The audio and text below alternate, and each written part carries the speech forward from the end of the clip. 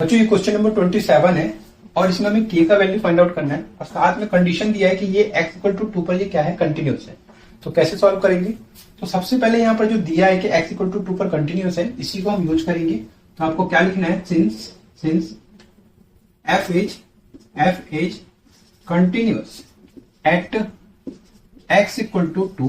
अगर ये x equal to 2 पर कंटिन्यूस है तो इसका मतलब क्या है कि therefore left hand limit at x equal to 2, तो वो जो होगा वो इक्वल होगा किसके, right hand limit at x equal to 2।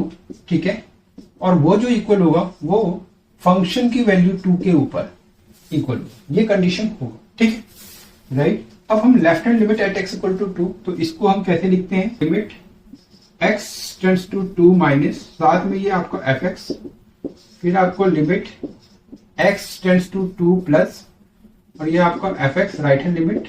ठीक है, राइट हैंड लिमिट साथ में f2, इस तरीके से आपको लिख देना है। ठीक है, अब यहां पर देखिए 2 माइनस, आपको पता है लेफ्ट हैंड लिमिट के लिए 2 माइनस और राइट हैंड लिमिट के लिए 2 प्लस। ठीक है, अब हमें इसको सॉल्व करना है, तो limit x tends to 2 minus, और 2 माइनस के लिए fx, 2 माइनस वन क्या है, x लेस देन 2, x जो है यहाँ लेस देन 2 है, तो अगर x लेस देन 2 है तो fx आपको क्या लेना है, kx स्क्वायर।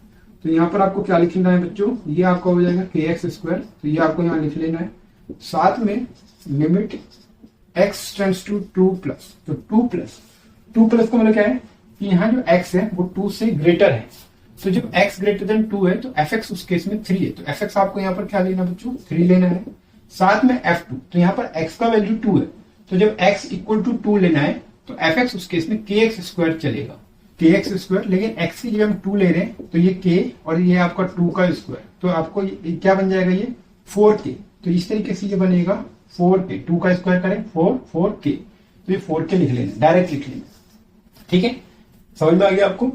चलिए अब आपको इसके आगे सॉल्व करना है, तो x टेंड्स टू 2 माइनस, तो यहाँ पर x की जगह आप 2 पुट कर देना है। ठीक है, तो ये आपका ये k हो गया, और यहाँ पे 2 का स्क्वायर, इसी तरीके से यहाँ पर करें, तो यहाँ पर x तो है नहीं, डायरेक्ट एक वैल्यू है, तो वो वैल्यू ही लिख दिया जाएगा, क्योंकि x नहीं है तो हम कहीं भी पुट नहीं करेंगे, वैल्यू ही इस लिमिट का वैल्यू हो जाएगा, राइट हैंड लिमिट का। ठीक है, और साथ में यहाँ पर हम क्या लिखेंगे, 4k।